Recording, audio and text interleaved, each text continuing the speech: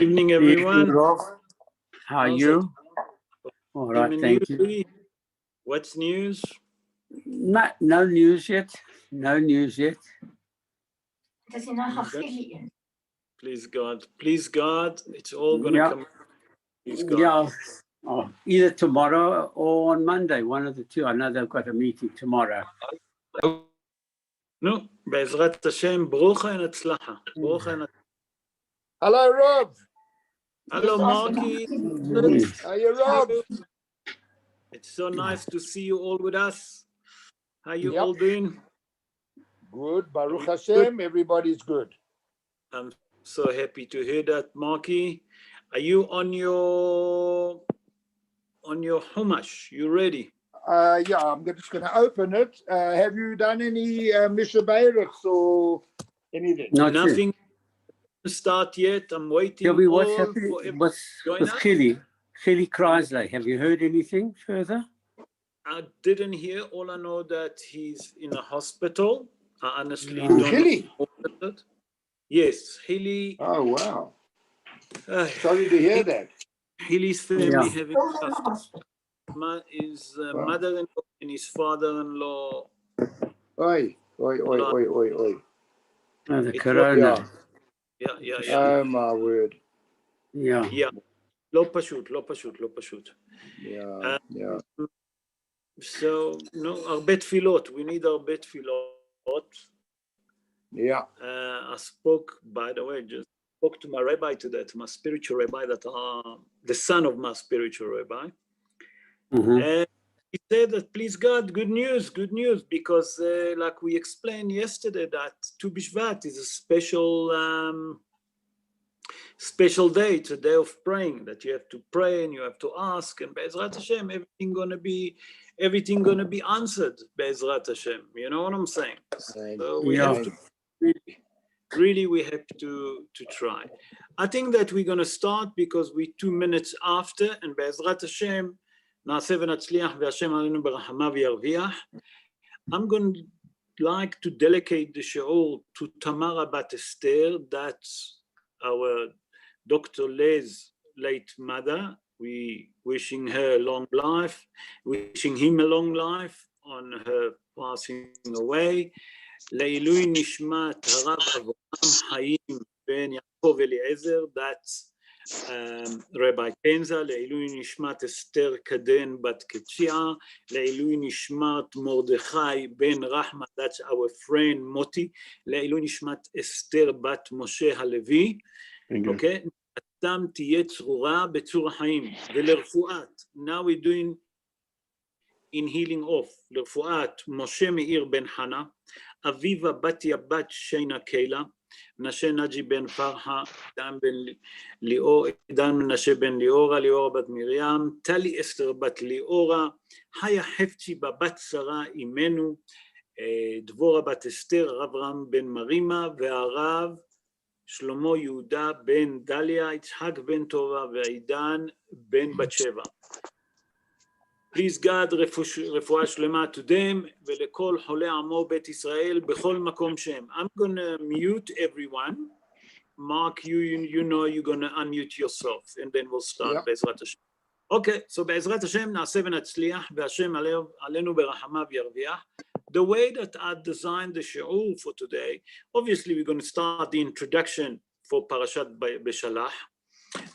Then I would like to go to Minhagim that we have this coming Shabbos, and to give some remedy, some sgula for this Shabbos, for those people of you that need Parnasa, and who's going to say that he doesn't need Parnasa, because thing is not simple. So בעזרת השם נעשה ונצליח, והשם עלינו ברחמיו ירוויח. In the year 2448 for the creation, Moshe Rabbeinu, in the age of 81. Aharon Avinu in the age of 84, taking out Bnei Israel out of Egypt after 210 years of suffering in the land of Eretz Mitzrayim. That means Bnei Israel now free. And that was in the night of 2 Nisan, 2 Nisan is 15 of Nisan. So Hazal tell us that in the year 2448 for the creation and the 15 of Nisan, Bnei Israel left Egypt. In the night of the 25th of Nisan, that was Shvi'i of Pesach, the 7th day of Pesach, okay, HaKadosh Baruch Hu making Bnei Israel a great miracle by splitting the sea. And Bnei Israel walking right through the sea of reeds. And the miracle, not only that he split it to 12 walkway. And each walkway walk the tribe that he belonged. That means Reuven have his own walkway during the sea. Shimon also, Levy, and on and on and on like this. That's how it happened. Okay, that means that HaKadosh Baruch Hu split the sea to 12 walkway. Before he split the sea, Hazal tell us that the wave reached to the height of 50 Amma. Some people say afilu 100 Amma, 100 Amma. What's the difference? 100 Amma is 50 meter each wave. And if we say 50, it's 25 meter each wave. The first one to be charismatic and to jump into the sea was Nahshon ben Aminadab. Nahshon ben Aminadab was the head of the tribe of Yehuda. Remember that. After that, jumped the Shevet Binyamin. And after that, all Bnei Israel enter the sea and they start crossing the Sea of Reeds. The following morning, okay, that still in the 25th of Nisan, Bnei Israel singing Shirat Hayam. As Yeshir Moshe, that we're going to sing, we're going to read in a Parashat. Okay, why? What happened? Bnei Israel in the morning saw the Egyptian on the sea, on the bank of the Sea of Reeds. And here starting the next miracle. What was the next miracle? We'll speak about it during the show. That Bnei Israel taking the spoiled of the Egyptian, the spoiled of the sea. It's called Bizat Hayam. That was on the 25th, remember, of Nisan, okay? On the 24th of Nisan, Bnei Israel arriving to a place in the wilderness that's called Marah. And in Marah, when they arrived, the water that they have, there's a mahloket amongst the Mefarshim, is that the water that they took from Egypt, or is that the water that they took from the Sea of Reeds when they crossed the Sea of Reeds, Kiryat Yamsuf, HaKadosh Baruch Hu turned the water to sweet water because the Sea of Reeds, the water is very salty. For those of you that swim there, okay, it's terribly, terribly salty. And HaKadosh Baruch Hu made a miracle that those water turned to sweet water. Vice versa, if it was that water that they brought from Egypt or the water that they took from the Sea of Reeds that left, disappear. When they arrive in Marah on the 24th of Nisan, the water ended. No more water. No one have any more water. And the nation come to Moshe Rabbeinu and crying, we don't have water. What did Moshe Rabbeinu done? Scream to HaKadosh Baruch Hu, daven to HaKadosh Baruch Hu, please help me. Please help your nation. HaKadosh Baruch Hu said to him, don't shout. You see that stick next to you? Take that stick, take that bitter stick and throw it to the water. Moshe Rabbeinu done what HaKadosh Baruch Hu commanded him, and the water becomes sweet and the nation have water. And 16 of Iyar, we're jumping quite a bit. On the 16 of Iyar, in the morning, the manna came down from heaven. That was the first day that the manna start coming down from heaven, and it was for 40 years, okay, until the 7th of Adar, Zayin Adar, that when Moshe Rabbeinu died, that's when the manna stopped, 40 years later in Zayin Adar. And the day 27 of Iyar, on the 27 of Iyar, Amalek come to fight with Bnei Israel, come to do a war. On the 28th of Iyar, okay, HaKadosh Baruch Hu tell Moshe Rabbeinu, to tell Yeshua bin Nun to prepare people and to go to war. That means on the 28th of Iyar, Yeshua bin Nun fight with Amalek. If people will ask you when is it happen, it was on the 28th of Iyar, and Yeshua bin Nun start fighting with Amalek. And Hazal said that he was crushing the Amalekim. What does it mean? He was killing them like a person kill a fly and kill, a mouse. Hazal explained. That's what happened between Yeshua bin Nun and Amalek. Yeshua Amalek didn't kill all the Amalekim. He left the weak amongst them that he didn't kill. Okay, he left them alive. And all of that, okay, the reason that Amalek came to fight with Bnei Israel, Hazan explained, that was in a place of refidim, mipnei sherafu yedehem b'Torah. What does it mean? That there was negligence of studying Torah. So from here we see that studying Torah, it's number one, security for the Jewish people, okay, that no harm can happen to them. That's what happened basically in introduction to Parashat Beshalach. Now, I would like to speak about certain minhagim that we have in Parashat Beshalach or Shabbat Shira, and what's happening. So this coming Shabbos, we're going to read Shirat Hayam, the song of the sea. And we have to understand these two main customs that have been adopted by the Jewish people. And what is it? The one is feeding the birds that not belong to you, because on Shabbos, we're not allowed to feed birds, free birds that not belong to us. That means that they're not underneath our responsibility. We're not allowed to feed any animal, not only birds. You're not allowed to throw bread on Shabbos, okay, outside on the ground to feed the birds on Shabbos. The Magen Avraham, who was the Magen Avraham? Rabbi Avraham Ebli Levy. He born around 384 years ago in Poland. And he said like this. He actually the first one that actually bringing that custom. So it's close to 400 years ago, that he actually the first one that remind that custom, he remind that custom. And he says, because we're not allowed to feed a bird that not underneath our supervision, especially underneath our supervision, we're not allowed to eat them on Shabbos. What do we do? On Friday, before Shabbos, we're preparing quite a bit of bread to feed those free birds. What we should do before Shabbos, we take a plate, okay, we put it outside, okay, or you put the bread outside, and early morning the birds will eat it. Why? Why is that custom to feed the birds? There's two answers to it. There's more. I'm going to bring only two. Let's start like this.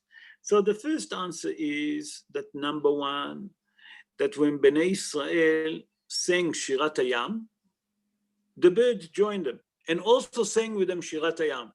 In that merit, we should to reward them, and on Shabbat Shira, we're allowed to feed them. Other explanation that I brought it once before, that when HaKadosh Baruch Hu told Bnei Israel that the manna will fall only for 6 days, except obviously if it's Yom Tov, but during the week it will fall from Sunday to Friday. That means that on a Friday you should collect double manna that you have enough for Seudat Shabbat, for the meal of Shabbat. We have two people that they start the Tzoros already in Egypt, and they Datan ve'Aviram. Datan ve'Aviram wanted to show that what Moshe Rabbeinu said, it's not right. Early morning in Shabbat, they took the manna that they collect and they put it around the camp. What happened? The birds came and eaten all of it.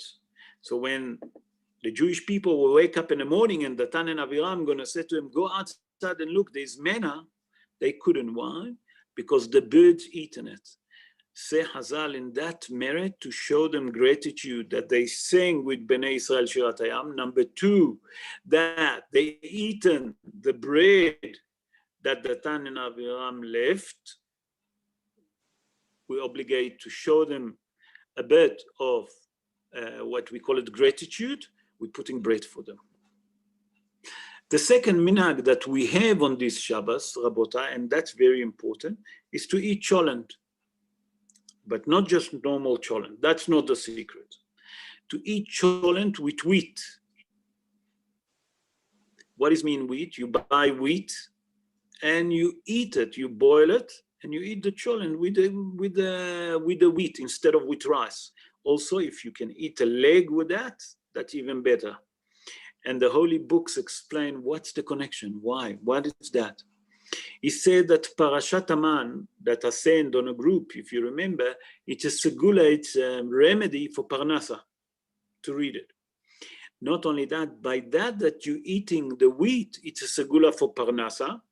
And we learned that David HaMelech bring it in the book of Tehillim in chapter 147, in verse 14, there is a Helev v'chitim yazbi'ich. That means that from here you learn, Hazal explained, that Hita is a gula for Parnasa. Rabbi Haim Palagi born in the city of Izmir in Turkey. He born around 233 years ago. And he said that it's good to eat wheat last night. Tu Bishvat. I forgot to mention it last night. He bringing it. And they bring again the pasuk that we brought in Tehillim. So from here we learn that this Shabbos, guys, tell your husband, those ladies that listening, try to make wheat, okay, the same like you make in rice. It's very simple, even easier. You just boil it. To eat it with the cholent, it's a segula for Parnasa. Who is it? Rabbi Haim Palagi. Now we're going to start the Parsha Be'ezrat Hashem. ויהי בשלח פרעה את העם, ולא נחם אלוהים דרך ארץ פלישתים, כי קרוב הוא. כי אמר אלוהים, פן ינחם העם בראותם מלחמה, ושבו מצרימה. It happened when Pharaoh sent out the people that Hashem did not lead them by the way of the land of the Philistines, because it was near. For Hashem said, perhaps the people will reconsider when they see a war, and they will return to Egypt. Okay. The parsha starts with the word Vayehi. Vayehi. And we know that Hazal tell us in a midrash in Bamidbar Rabbah. In Bamidbar Rabbah, in chapter 13 and pasuk verse 7, Hazal say, wherever the word Vayehi mentioned, it's Leshon Tsar. Leshon Tsar, it means Soros. Where do we learn that? We learn that from Megillat Esther. Vayehi b'yimei Hashverosh. Wherever the word Vayehi, you know that there is problem. There is Soros. Ask Hazal, wait 1 second. Vachabiki. You say here that there is Leshon Tsar. What sorrow? Bnei Israel at long last, after 210 years of hard slavery, leaving Egypt, becoming a nation, seeing all the 10 miracles that HaKadosh Baruch Hu done, all the 10 plagues that he brought on Egypt in Egypt. Then the greater miracle, the Korban HaPesach, that they shecht the god of Egypt, and the Egyptian done nothing. If that's not enough, Kriyat Yam Suf, the splitting of the sea. And Hazal say there, מה שראתה שפחה על הים, יחזקאל בן בוזי. יחזקאל בן בוזי, it's the prophet, didn't merit to see. So how can you tell me all of these beautiful things happened to Bnei Israel, and you talking about Tsar, about problem, Tzoros? Where did you come with that? So I'm going to bring 2 ideas, and I'm bring the Zohar later on. We do Pshat, Remez, Drash, Sod in one pasuk. So I'm going to start with Rabbi Haim ben Attar. Rabbi Haim ben Attar born in the city of Sali. He born around 325 years ago. And in his book, Or HaChaim HaKadosh, he explained. By the way, also, I saw the same commentary in the name of Rabbi Haim de la Rosa. Rabbi Haim de la Rosa born in Jerusalem 281 years ago. And in his book, it's called Torat Hacham. And they explain both the same idea. And they say that the main reason that it says Vayehi, what it means Vayehi, it's Tzoros, problem, Oi, it's come to tell you, you know what was the reason for it? That the multi-nation joined Bnei Israel. When Bnei Israel left Egypt, the multi-nation gone with them. Now, many people ask me, sometime I get messages, Rabbi, you mentioned the Erev Rav. What is the Erev Rav? What is the multi-nation? I will explain. The multi-nation, it's those people that joined Bnei Israel when they left Egypt. When they saw the 10 plagues that come in on the Egyptian, they immediately say, you know what? There is something greater than the Egyptian. Until now, there was on the side of the Egyptian. But suddenly they see the hand of HaKadosh Baruch Hu, they say, no, those Egyptians now, it's no good. Basically, they're following by the wind. Wherever the wind blows, they go. They're not really a believer in HaKadosh Baruch Hu. They believe that they saw now Bnei Israel leaving Egypt, they become a great, strong nation. Let's go with them. Maybe we'll make parnasa from them. Maybe we'll get something from them. That's the Erev Rav, that they didn't convert for the sake of heaven. So Chazal said, that's the Erev Rav. Say Rabbi Haim de la Rosa and Rabbi Haim ben Attar both together. You know what was the reason for it? And by the way, also the Zohar HaKadosh, I forget to mention that, because I saw it yesterday that the Zohar also bring it after I wrote the show. The Zohar bring that because the Erev Rav left Egypt and joined Bnei Israel for the march in the wilderness. And we know the Torahs that the multi-nation brought to Bnei Israel. They the one that caused to do the Egel HaZahav. There was Yonos and Yombros. We'll get to it in Parashat Ki Tisa. Yonos and Yombros, they're the one that created the golden calf. We'll get to it, but that's not now. So we see from here that Rabbi Haim ben Attar and Rabbi Haim de la Rosa say, and the Zohar HaKadosh, that the main reason that his sorrow and pain and chorus will be, okay, oi. Why? Because the multi-nation joined Bnei Israel. Okay. The other idea that I saw, that another commentary that brought by Rabbi Haim ben Attar, he bring a different idea. He say, you know who say oi? You know who say oi? He said that Paro say oi. Why did Paro scream oi? Because it was a chorus to Paro to see that now there is a true leader that's going to lead Bnei Israel and going to take him and teach them Darkei Hashem. What does it mean, Darkei Hashem? The way of Hashem. He's going to give them the Torah. They're going to start believing in Hashem. So he couldn't stand that anyone going to believe in the Almighty because he was thinking that he's God and he was an idol worshiper. He said, hoy. I saw that Rabbi Shimon Bar Yochai and Zohar bring that when the Erev Rav going to join Bnei Israel, okay, he says something extraordinary. You know what is it? Why? Because that when the Bnei Israel gone with when Bnei Israel left Egypt, the multi-nation joined them. Said the Zohar HaKadosh that Bnei Israel can never get rid of the Erev Rav until the Mashiach comes. Only when the Mashiach comes, then the Erev Rav going to disappear from the world. Until then, they're going to cause chorus and chorus and chorus to the Jewish people. And we see it here, we see it in Eretz Israel, we saw it all generation. You know, here we have people that anti-Judaism like you can't believe, anti-Jewish, whatever you want to call him. Ronnie Castro, he's a Jewish guy, look at that, how he talks. In Eretz Israel, the lefties, what they're doing, it's mind-boggling to understand how people can think like that. It's a mind-boggling. I don't understand. They see all the miracle, everyday miracle, and they're non-believers. Anyway, So, Be'ezrat Hashem, HaKadosh Baruch Hu will help us and send Mashiach speedily. We need it urgently. Let's continue with the Pasuk, and then the Pasuk say, Pen yinahem ha'am, birota milchama, v'shavu mitzrayma. On the pshat of the dvarim, the Pasuk tell us, the Torah tell us, that it might that the nation, look at the word nation, I'm putting emphasis on the word nation. Pen yinahem ha'am, birota milchama. When the nation will see a war, they're going to be frightened and they're going to return back to Egypt. They will like to go back to Egypt. That's on pshat of the dvarim.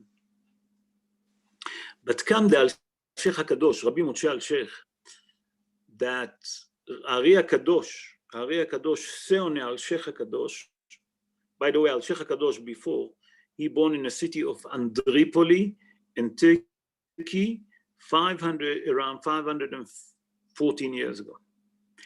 And Ari HaKadosh say on Al-Sheikh HaKadosh, because when the Ari came to Tzfat, Al-Sheikh had his own yeshiva there. He was much older. He said that the commentary that Al-Sheikh HaKadosh, Rabbi Moshe Al-Sheikh, wrote on the Torah, it's one of 70 ways to translate our Torah. What it means to translate? To understand the Torah. אחד מ-70 פנים לתורה. So we just have to understand who was Al-Sheikh HaKadosh. And Al-Sheikh HaKadosh say, wait, this is not what you thinking, it's not simple.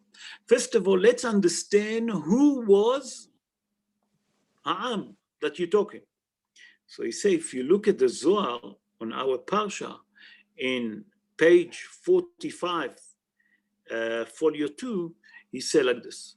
He said that the Erev Rav, the Zohar HaKadosh say, Erev Rav, that's the nation. Wherever it's mentioned in the Torah, Ha'am, that's the Erev Rav, the multination. Wherever it says Bnei Israel, that's referring to the children of Israel. Okay.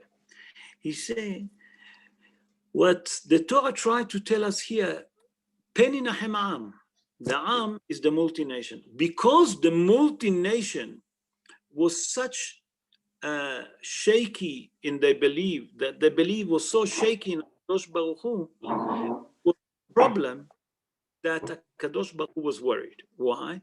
Because that nation, the multination, can shake the emunah of Bnei Israel and Kadosh Baruch Hu, especially now after they left Egypt. And he said, if I'm going to take them through, and we'll see just now when we're speaking about the splitting of the sea, what the nation done, that we don't understand, because you have to look at the Pirushim, the commentary, to understand. He said that HaKadosh Baruch Hu was so worried, not because Bnei, he was worried that Pen yinahem ha'am, what it means Pen yinahem ha'am? That the nation, the multination, going to be afraid, and they're going to want it to turn back to go. And now we're going to have a problem.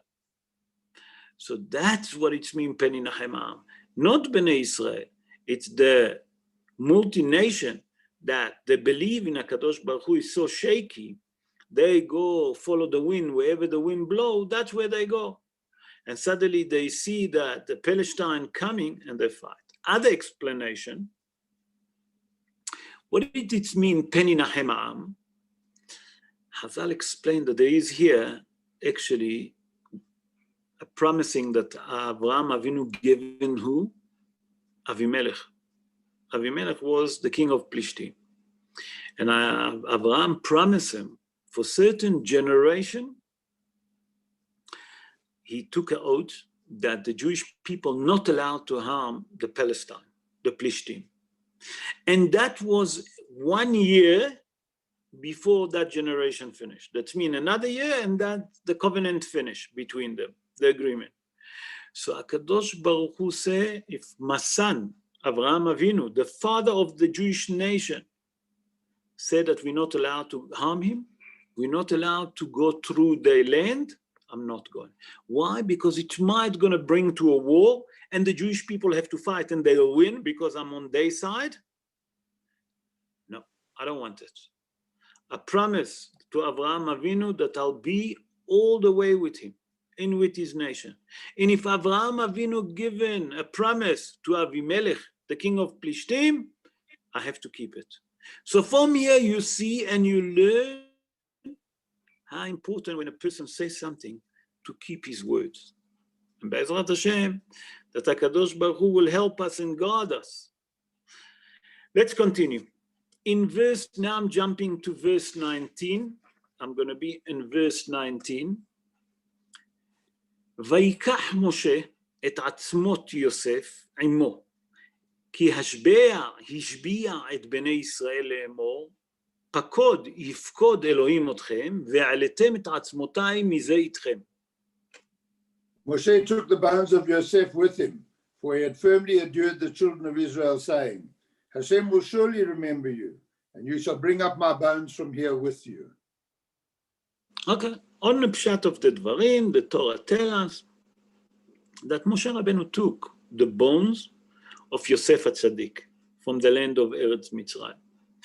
But Hazal in a Mechilta, what is a Mechilta? Mechilta, it's a Midrash Halacha. It's a Midrash Halacha, and they say, Hazal say in a Midrash, in a Mechilta, I'm going to read it in Hebrew, not translate it to English. Bo re'eh, come and see. Kama havivot hamitzvot al Moshe Rabbeinu. How much Moshe favored the mitzvot of HaKadosh Baruch Hu, shekol bnei Israel hayu asukim bebizat hayam, that the children of Israel was busy with the spoil of the sea, taking all the gold, all the jewelry from the Egypt. Okay, after the drown, HaKadosh make miracle that all of that spoil came where? To the bank of the Sea of Reeds. Okay, and Moshe Rabbeinu was busy what? With a mitzvah. What mitzvah he was busy? Taking the bones of Yosef. Okay, so from here we learn something very important. We learn that Bnei Israel was busy, while Bnei Israel was busy with the spoil, taking the spoil that Egypt took with them to chase after Bnei Israel. When they drowned in the sea, they was taking it. Instead of helping Moshe Rabbeinu to look after the coffin of Yosef HaTzadik. Okay, so it sounds like shameful. How can Moshe Rabbeinu going to be busy, and you all Bnei Israel busy with what? With geld. You're looking for geld, diamond, whatever you want to call it, silver. It's a shameful for Israel. Immediately come the Mefarshim, wait and say, Vachabiki. If that's what it sounds from the Midrash, I'll give you a source that it was a mitzvah for Bnei Israel to do it. HaKadosh Baruch Hu said clearly, Daber be'oznei Israel, וישאלו איש מאת רעהו, ואישה מאת רעותה, כלי כסף וכלי זהב. So it sounds for me, it's a mitzvah for Bnei Israel to go and do the spoil of the sea, to take the looting. So how can you tell me it's shameful for Israel? Mefarshim say no. There is a big difference here. What Hazal and the Midrash say, they explain like this. It's a great mitzvah, nachon, to keep what HaKadosh Baruch Hu tell you. But it's not a chokhmah to do mitzvah when you get benefit from it, when you get geld, when you get diamond, when you have a physical benefit, everyone will run for it. If someone will tell you, listen, do a mitzvah and I'll pay you $1 million, wouldn't you do it? You wouldn't sleep all night. You just will wait for the morning to keep up this mitzvah. The chokhmah is to do mitzvah that you're not going to get any physical reward. And that's what Hazal say. Moshe was busy doing mitzvah that he's not going to get any physical reward at all. But Bnei Israel was doing a mitzvah that they're getting physical reward. What they're getting? Parnasa, they're getting more richer. That's the difference. And that's where was the shameful for Bnei Israel. Then the Mechilta continue and ask, wait, now I don't understand. How did Moshe Rabbeinu knew where is Yosef HaTzadik being buried? Moshe Rabbeinu, okay, we're talking about close to over 220 years from the day that Moshe Rabbeinu took Bnei Israel out of Egypt, okay, that Yosef HaTzadik died. Because Bnei Israel was in slavery for 210 years. Okay, beseder. Yosef HaTzadik died at age 110. He was the first one from the tribe to pass away. The oldest one was Levy in the age of 137. He passed away. And until the last member of the tribe that died, Bnei Israel never gone to hard slavery. So how did Moshe Rabbeinu, after 220 years, 215 years, whatever you want to call it, know exactly where's the grave? You're never born. You're only 81. What's happening here? So Hazal explained, it's not, זה לא פשוט, בכלל לא פשוט. Moshe Rabbeinu for 3 days, Rabotai, 3 days, was searching for the grave. When I say the grave, I'm referring to the coffin of Yosef HaTzadik, and he couldn't find it. He gone all over Egypt, couldn't find the grave of Yosef HaTzadik until people saw him walking, and he looked like wondering. He looked worried. People said to him, "Listen, what's wrong, Moshe Rabbeinu?" He said, "I'm busy looking for the coffin of Yosef HaTzadik." They said to him, whoa. There is here a woman in the name of Serach. Serach was the daughter of Asher. Go ask her. Serach bat Asher lived for many years. As a matter of fact, she entered Gan Eden with a full body. She was one of those that entered Gan Eden with a full body. Go ask her, and she'll tell you. She might gonna know. Hazal say Moshe Rabbeinu gone to Serach bat Asher, and he asked her, "Do you know where is Yosef HaTzadik been buried?" She said, "Yes, come, I'll show you, in a Nile." She took him to the Nile. Now Yosef HaTzadik been drowned there. Moshe Rabbeinu doesn't know. He doesn't have scuba diving kit. You know, he doesn't have all of those equipment to bring him up. Hazal say he gone to the river, on the bank of the river he stood, and he wrote the name of the Almighty on a piece of gold plate, and he threw it to the sea. And then he said, "Ale shor, come up, bull, come up a bull," because the sign of Yosef HaTzadik is a bull. And at the beginning, the coffin didn't come. Moshe Rabbeinu stood up and said, "Yosef HaTzadik, הגיע שעתם של ישראל להיגאל, ואם אין אתה עולה, פטורים אנחנו."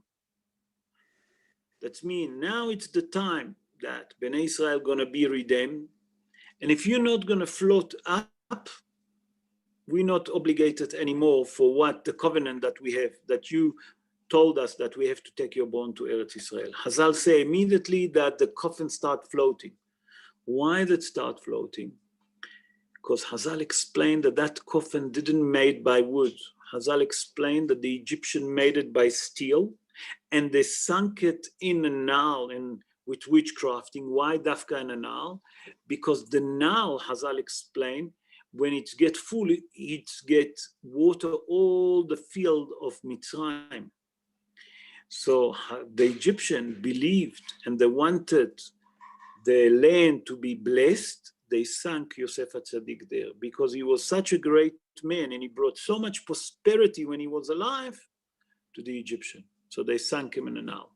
So that's how Moshe Rabbeinu knew exactly where Yosef HaTzadik been sunk in Eretz Mitzrayim by Serach bat Asher, that told him exactly where it's been sunk. And that can help us to understand, number one, that Moshe Rabbeinu was busy doing a mitzvah for the sake of no physical merit. Number two, Moshe Rabbeinu found out by who? By Serach bat Asher. Where is he? Okay, let's move on now. I'm jump to chapter 14, verse 3. 14:3. And look what it says here. That's very interesting. If you read it, you'll see that it's very interesting, and you have a lot of shala. ואמר פרעה לבני ישראל, נבוכים הם בארץ, סגר עליהם המדבר. Pharaoh will say of the children of Israel, they are imprisoned in the land. The wilderness has locked them in. If you look carefully, many of the Mefarshim say, oh, what's happening here? Bnei Israel already left Egypt, they're in the wilderness. And look what it says here. Paro said to the children of Israel, but Bnei Israel is not there. Bnei Israel already is in the wilderness. Who's Paro talking to? The Torah tells us that Pharaoh is speaking to Bnei Israel. And if the Torah tells us that Pharaoh is speaking to Bnei Israel, he must be speaking to Bnei Israel. But from the other way, we have a Shaila. Bnei Israel already left. The splitting of the sea. They're in a wilderness. Pharaoh is in Egypt. What's happening here? So to understand that, I'm going to make it short, and then I will explain. That's the question of the Mefarshim. The answer to that comes from Yonatan ben Oziel. Yonatan ben Oziel, just to give you a bit of history about him, he have also what it's called Targum Yonatan. Yonatan ben Oziel lived in the first generation of the sages, the Tanaim, okay? And he was the main student of Hillel HaZaken, okay? And he wrote a commentary on the Torah that's called Yonatan ben Oziel, and it's all written in Aramaic. And Yonatan ben Oziel said there, like this, Vayomar Parao ledatan ve'aviram bnei Israel. What does it mean? That the Targum Yonatan explained, you know who Pharaoh was speaking to, Datan and Aviram? Datan and Aviram? How can it be? Do you understand the question? No, I'll help you. Datan and Aviram didn't left Egypt. Immediately jumped the question that I saw it in a book, Edut BeYosef. Wait a minute, I don't understand what's happening here. We know that in the plague of Hoshech, on the first 3 days, over 2 million of Bnei Israel that was wicked, that didn't want to leave Egypt, died in the plague of Hoshech. Datan and Aviram didn't die. How can it be? If they didn't want to leave Egypt, why they didn't die in the plague of Hoshech? That's the question that all the Mefarshim ask, and it's very important to understand what's happening here. How come Datan and Aviram didn't die in a plague of Hoshech? So that question been asked also by Edut BeYosef, and he bring in one idea, and I bring that commentary of Edut BeYosef today. And he explained like this: when HaKadosh Baruch Hu told Moshe Rabbeinu to go to the nation, what is it said to him? Daber be'oznei ha'am, speak in the ears of the nation. That means tell each one individually, okay, that we're living to the wilderness, but tell them that it's not for 3 days, it's permanently. I'm going to say to Paro, say Moshe to Bnei Israel that we're leaving for 3 days. But in a matter of fact, we're going to leave forever. We're not coming back. Say, the Edut BeYosef, we all know that Datan and Aviram was informers. Where do we see that? We saw that when Moshe Rabbeinu killed the Egyptian, the next day when he gone out, Datan and Aviram said to him, Ale orgeni ata omer, when he saw them fighting, and he said to the other one, Rasha, lama takeh achicha, what did he say to him? Ale orgeni ata omer. He gone in tell, he gone and informed to Pharaoh that Moshe was the one that killed the Egyptian, and then Moshe have to flee. So Moshe Rabbeinu knew that he have a dealing now with 2 informers. So what did he decide to do? He said that be'oznei ha'am. Moshe Rabbeinu spoke to each one individually and told them, listen, we're not going out for 3 days, we're going permanently out of Egypt. But please keep it as a secret, because we have informers here, and you all know it's Datan and Aviram. And no one must make sure that Datan and Aviram mustn't know that we're leaving Egypt permanently. Why? Because then they're going to go and tell Paro. So when Bnei Israel left Egypt, Datan and Aviram said to themselves, what, are we made to go for 3 days to the wilderness, to go and worship God, and then to come back? That means that we have to take all our clothes with us. We have to take food with us. If that's not enough, we have to take with us water and our donkey to fold up our tent. No, that's not worth it. So Datan and Aviram decide not to leave, not because they didn't want to leave Egypt, because they was underneath the wrong impression. There was underneath the impression that Bnei Israel actually going only for 3 days. Therefore, HaKadosh Baruch Hu didn't punish them and kill them in Makat Hoshech. Se'edu to Be Yosef. Why? Because when they been told that they have to leave for 3 days, they was thinking it's only 3 days, not permanently. In that case, Se'edu to Be Yosef, you can't kill the person if something beshogeg. He didn't done it on purpose. So what do we learn from here? Who did Pharaoh speak, number one? To Datan and Aviram. Although that all the rest of Bnei Israel, where they was? In a wilderness. Who left in Egypt? Datan and Aviram.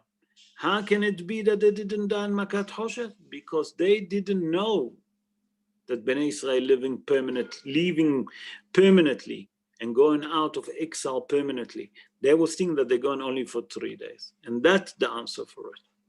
Let's move on to verse 7.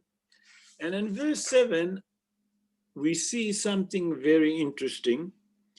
Is that verse 7? Let me just see. ויקח שלישים, וירא ישראל את מצרים. No. Something wrong here. וירא ישראל את מצרים. Wait, I made a mistake. 1 second.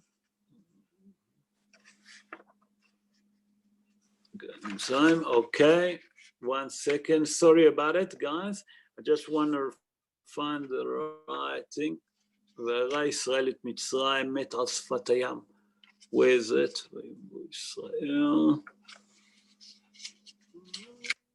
Okay.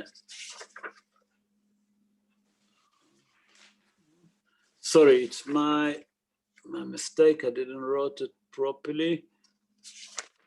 וירא ישראל את מצרים, and Israel saw Egypt running after them. Mark, you want to help me? I'm looking.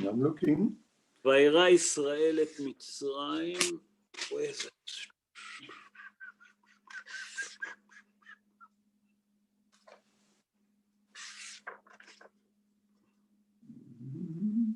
How can it be? Yeah, here's it. I think I found it. Yeah, it's in verse 30. Sorry, in verse 30, my mistake. ויושע אדוני ביום ההוא את ישראל מיד מצרים, וירא ישראל את מצרים מת על שפת הים. On that day, Hashem saved Israel from the hand of Egypt, and Israel saw the Egyptians dead on the seashore. Okay. If you look carefully, the Torah tells us in a pshat of the Dvarim that Bnei Israel saw Egypt. It doesn't say Egyptian, it says Egypt. Okay? Dying, okay? He saw them on the bank of the Sea of Reeds. Immediately the Mefarshim say, why are you saying Egypt? Why don't say Egyptian? That the Jewish people saw the Egyptian dying on a bank of the sea. Why are you telling me Egypt in singularly? Why not Egyptian? Do you understand the question, Rabotai? That question been asked by many of the Mefarshim. I decided to bring the commentary of the Zohar Kadosh on our Parsha in Parashat Beshalach in page 52, folio 2. And the Zohar Kadosh say something extraordinary. You know why it's saying singly, not in plural? He explained like this. He explaining on a mystical level, it's going to be easier for us to understand. And he said like this. He said every nation that there is in the world, they have their own angel. The angel that's in charge about them, the angel that, if he's strong, they become more dominant. Like at the moment, we have two dominant angel at the moment, that the two countries, the angel of United States and the angel of Russia, and also the angel of Europe, but it's mainly United States today that dominant. He said that's something extraordinary. He said that Bnei Israel, what did they saw? They saw the angel that in charge about Egypt, HaKadosh Baruch Hu make miracle, that angel that was in charge about Egypt, lying dead, where? On a bank of the Sea of Reeds. Why? Why did he done it? He said that here he wanted to show Bnei Israel something extraordinary. It's to teach Bnei Israel that it's not that nation that have the power. HaKadosh Baruch Hu give that angel energy and strength, and he can make that country very strong. And the moment that angel disappear, that means get finished, the entire nation get wiped off. And we see that ancient Egypt does not exist anymore. Today, you can't find anymore the ancient Egyptian, Pharaoh and that. Today, what we have, Egypt, is the Muslim. It's not the olden Egyptian that used to worship idols. And that's what it says, Vayera Israel et Mitzrayim et al Sfatayam, in singularly. What did they saw? They saw the angel of Egypt dying on the sea. The Mefarshim continue and say, why? It say on the, listen carefully, it say al Sfatayam. What it means Sfatayam? The bank of the Sea of Reeds. Why? We don't understand. When people drown, lo aleinu, where do they drown? Right down to the depths, in the middle of the sea, or wherever is it, not if not on the middle of the sea, on the depths of the sea. Here, there's something interesting happen. What's happening here? It says, Vayera Israel Mitzrayim met al Sfat hayam, on a bank of the Sea of Reeds. How can it be? Why? So the Mefarshim explain something extraordinary. When Bnei Israel crossed the sea, they actually circled the Sea of Reeds. They're going from one point and return to the same point. When they came out of the sea, the multi-nation, okay, already start with Bnei Israel. What did they tell them? He said, you think that we're the only one that came out? Wait, soon you're going to see who? Egypt coming out. The Egyptian that chasing us, they're soon going to be after us to scare the Jewish people again. So what's happened? HaKadosh Baruch Hu wanted to build the confidence in Bnei Israel that they're not going to be frightened. HaKadosh Baruch Hu make miracle. What does he make miracle? Hazal explained, he made a miracle that the sea pushed out the bodies of the Egyptian to the bank of the Sea of Reeds. And Hazal there doing a pilpul like you can't believe. It was an argument, listen to that, between the angel of the sea and HaKadosh Baruch Hu. The angel of the sea come to HaKadosh Baruch Hu and say, wait, Vachabiki, you given me now meat to eat. And now you want them back? I must push all of those body back? How can it be? You given me a present and you take the present for me? Kiviyachol, Hazal said. HaKadosh Baruch Hu said to him, don't worry. He said to the angel of the sea, don't worry. I will pay you back. He said, I will pay you back. The HaKadosh Baruch Hu said to the angel of the sea push all of those body out. Hazal asked, HaKadosh Baruch Hu pay him back? What is it? Where did we see again that the Egyptian drowned? HaKadosh Baruch Hu says like this. Where does it happen? In Sisra. Helot Sisra. When Sisra chased the Jewish people, Sisra was a witchcrafter and a strong man. When he used to shout, his power was in his mouth. Even the lion used to run away. He was a strong man. Until Yael Eshet Hever Akini that killed them. We know that she called them to her tent. She given him wine. First, she given him salty. He said to her, I'm thirsty. She given him milk, and she given him cheese, and then she given him wine, and then he fall asleep, and we know that she put the spear, and she chopped his head, in his head. Okay. There, HaKadosh Baruch Hu pay the angel of the sea that all the army of Sisra, when they cross the river, Nahal Gishon, they all drown there. What happened? HaKadosh Baruch Hu make miracle that all of those souls of the Egyptian have been reincarnated, and then they become when? In Sisra. HaKadosh Baruch Hu pay him, a matter of fact, Hazal say, 3 times more. That means if the Egyptian that chased the Jewish people, let's say that there was 1 million people, HaKadosh Baruch Hu pay him 3 times more, 3 million. And that's what Hazal tried to tell us. And that's the hint here.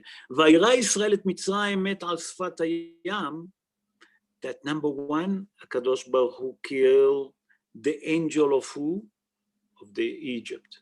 Number 2, that make a miracle, HaKadosh Baruch Hu created. Many people think that it's just by drowning. No, it's more involved.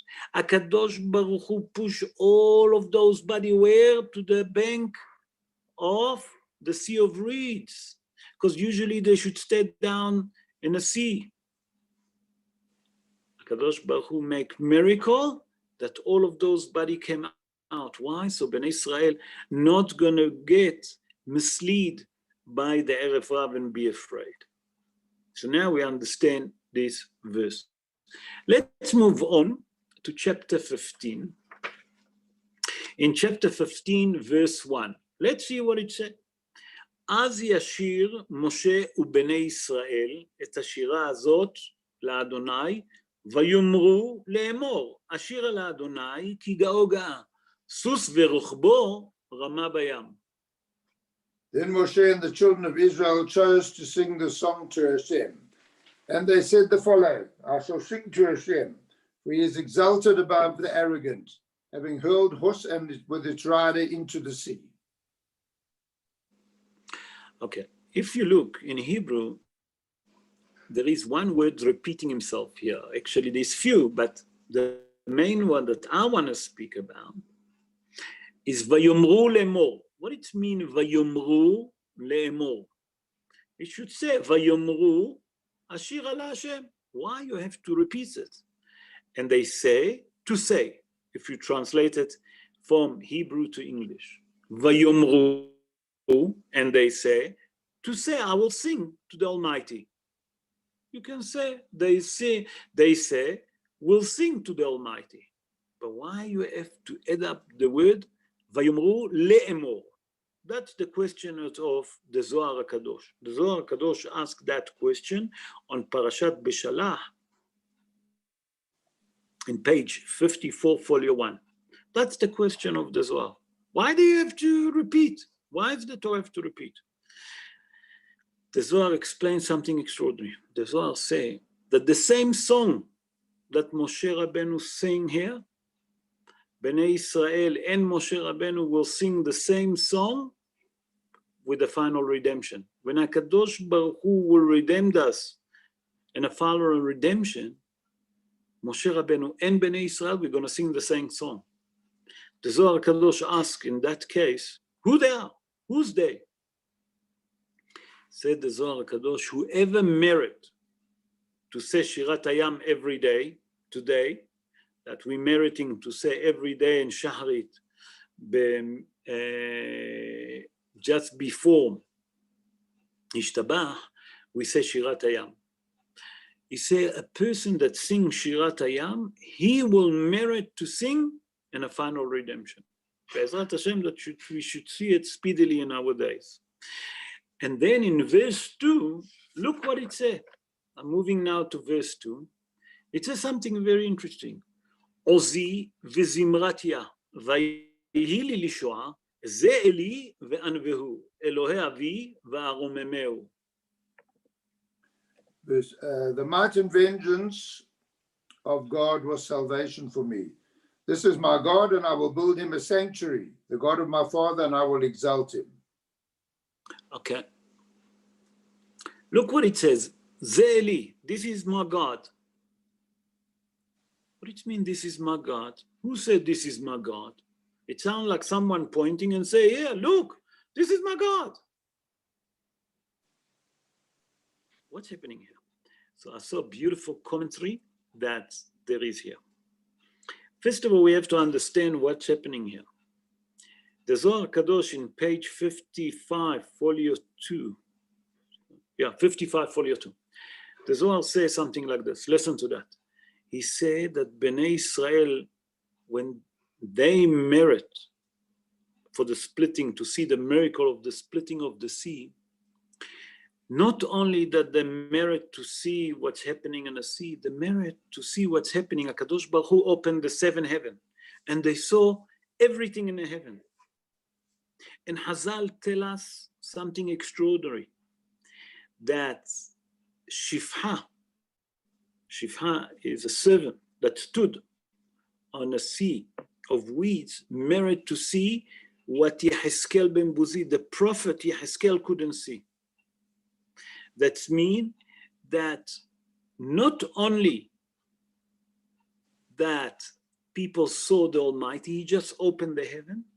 It says something extraordinary, that even the little babies that in the womb of the mother saw the Almighty. That means there was inside the stomach, okay, pregnant woman, the children merit to see the seven heaven. They saw the Kivyachol, they saw the angel, they saw how everything worked out in heaven. HaKadosh Baruch Hu opened the heaven. And that's what it says, that everyone pointing, hey, look what's happening up in heaven. That's our God. Another explanation that I saw, Hazal say something extraordinary. You know who said, my God? The little children, the little baby that was in the womb of the mother. That means they say to their mother, when we was in a womb, that was the God that you see now up in heaven, that opening of the seven heaven. That's the God that used to teach us Torah while we was inside your stomach. And that's what it says. Even the little kids, remember, Kadosh Baruch Hu brought the memory back when he opened the seven heaven, that the little kids say, let's listen. That's the God that taught us when we was inside your stomach. So Chazal tell us, when a child inside the stomach of his mother, he remember they come a special angel and teach him all the Torah. And just before he born, he put his hand here, and that's why we have this depth here, and we forget everything. But we learn all the Torah, everyone, every Jewish person. So it's come to tell you that those little kids, they're the ones said, that's my God. That's what you see up in heaven, the seven heaven. This is our God that we saw. He used to teach us Torah. Let's move on, and with that we're going to conclude. I'm going to go to chapter 17, in chapter 17, verse 9. Maki 17, verse 9. Okay? Getting there, Rob? Getting there? Wait, I didn't read. I'm just preparing you. I need to get there also. Okay. ויעשו כן בני ישראל וילקטו המרבה והממעיט. Is that? Am I right? No, sorry, I'm reading the wrong one. You read in English. 79. Moshe said to Yeshua, choose people for us and go do battle with Amalek. Tomorrow I will stand on top of the hill with the staff of God in my hand. Okay. ויאמר משה אל יהושע, בחר לנו אנשים, וצב להילחם בעמלק, מחר אנוכי ניצב על ראש הגבעה, ומטה האלוהים בידי. Here we see that Moshe Rabbeinu, on the pshat of the dvarim, commanding Yeshua ben Nun to go and fight with Amalek. And the question is, we don't understand why did Bnei Israel have to go and fight with Amalek? Okay, that question been asked by Rabbi Yosef Patrobinsky. He born in Poland around 146 years ago. In his book, Pardes Yosef, it means the orchard of Yosef. He asked that question. I don't understand. Here you tell me that I must go and fight with Amalek, but when it came to Pharaoh, Akadosh Baruch Hu say, Atem taharishun, you'll do nothing, you'll keep quiet, v'ani alahem lachem, and the Almighty gonna fight for you. So how come here, when it's come to Amalek, you don't want to fight with Amalek? Why do we have to fight with Amalek? With Pharaoh, the great nation, that chasing us, try to kill us. No, you say don't do nothing. But when it's come to Amalek, I must fight. That's the question of Rabbi Yosef Patrobinsky. Why? What's the difference here? He answers such a beautiful question that we have to understand that. And here is a musar for us. I'm going to end up with a musar. I'm going to end the show with a little bit of musar. Say, Rabbi Yosef Patrobinsky, in his book, Pardes Yosef, is like this. He said, when it's come to Pharaoh, it was a milchemet reshut. What it mean a milchemet reshut? You didn't have to fight. He wanted to fight with you. Here, it was a different. What was the difference? Amalek also come to fight with us, so it's also, you can say milchemet reshut. You say, no, the both milchemet chova. The difference is that when Pharaoh come to kill us, he wanted to kill our body. When Amalek came, he wanted to kill our soul. Because Amalek, Hazal say, when he come to fight with Israel, it wasn't a war that he wanted to come to kill just the Jewish people. He wanted to destroy the belief in our Torah, in our Shem, in everything. That means the root of the Jewish people was dependent on it. Without Torah, without believing in Amalek, what left for the Jewish people? Nothing, garnished. Here say Rabbi Yosef Patrobinsky that here we didn't have a chance. Here HaKadosh Baruch Hu tell us and teach us a musar. When it's come to those that want to destroy you spiritually, you obligate to go to a war with him. You yourself. You have to do your effort and you go to the war. And HaKadosh Baruch Hu will help you to win.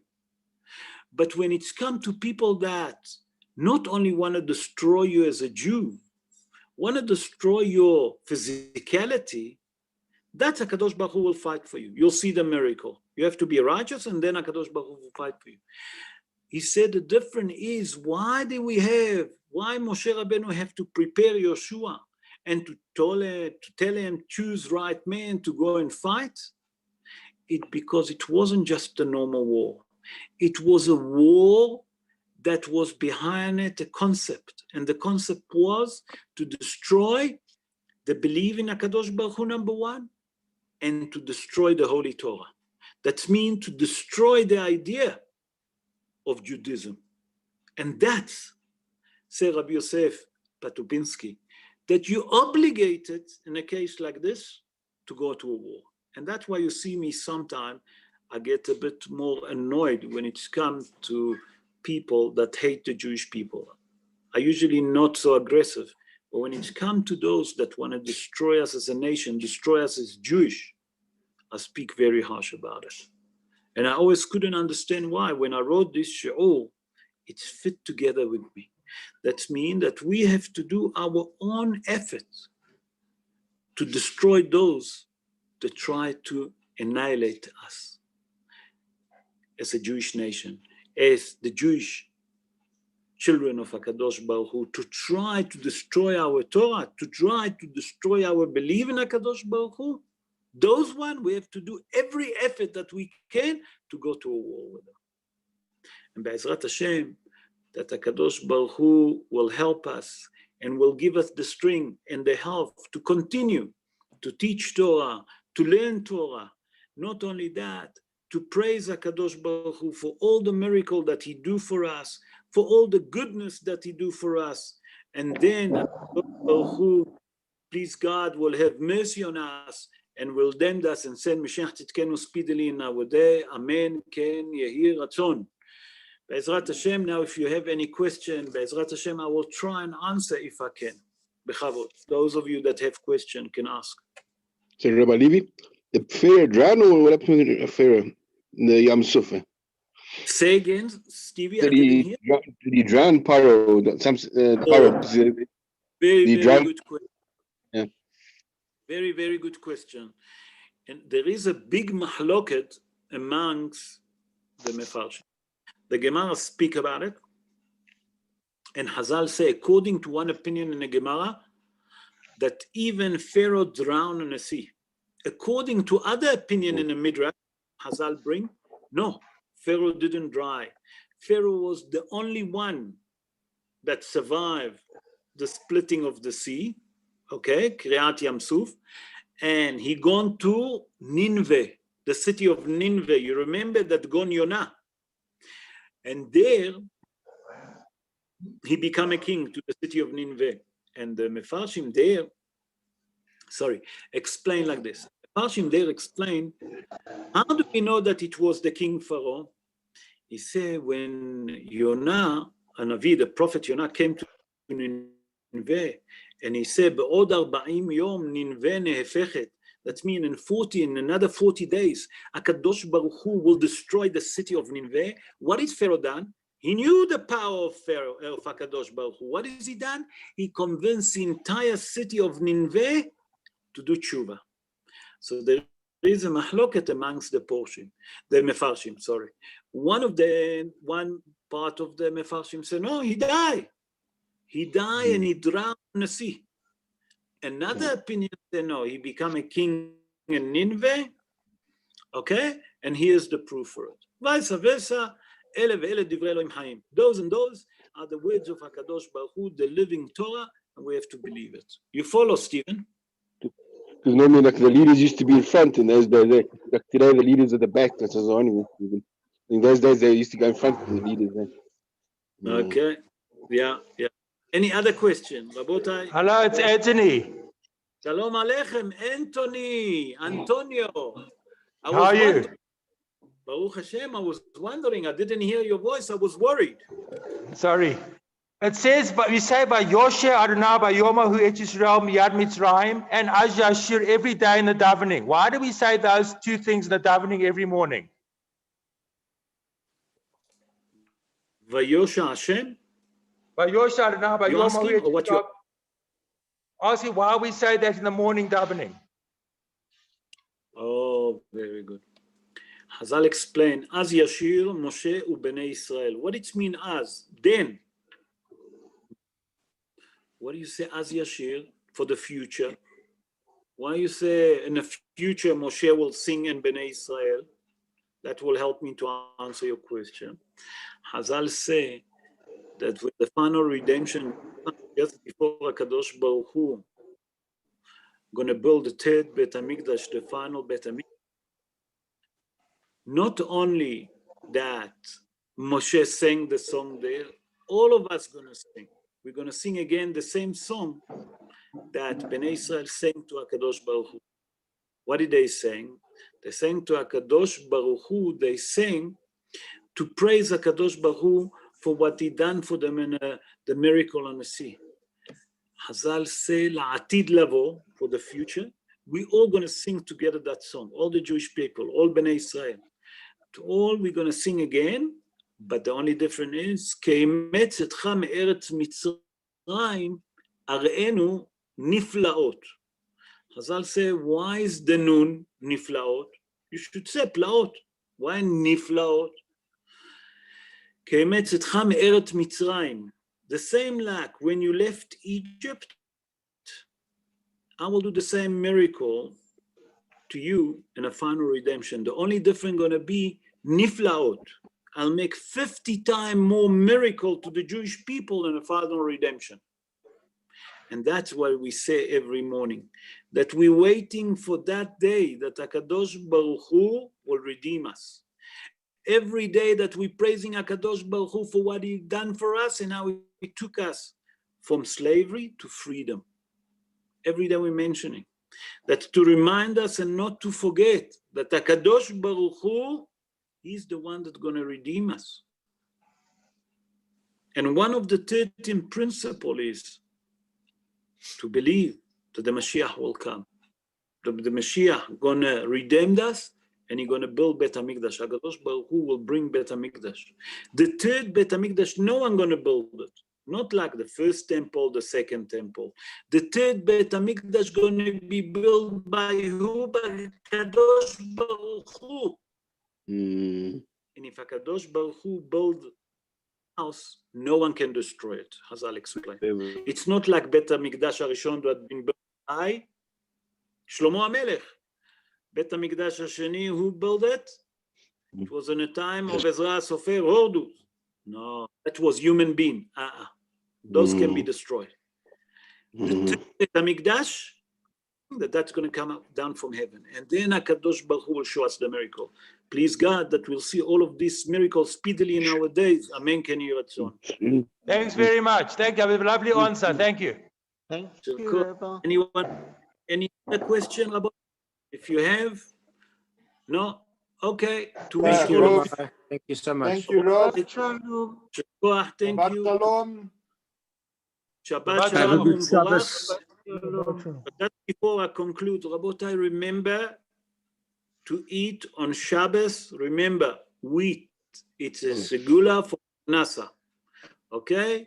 Make sure that you make wheat with your cholent and enjoy your cholent. And wish you all Shabbat Shalom, Umevorach. Enjoy the Shabbos. Look after yourself and keep safe and healthy. All the best. Danke. Rob, thank you. Thank you. Thank you. Thanks, Rob. Good Shabbos. All the best. Bye.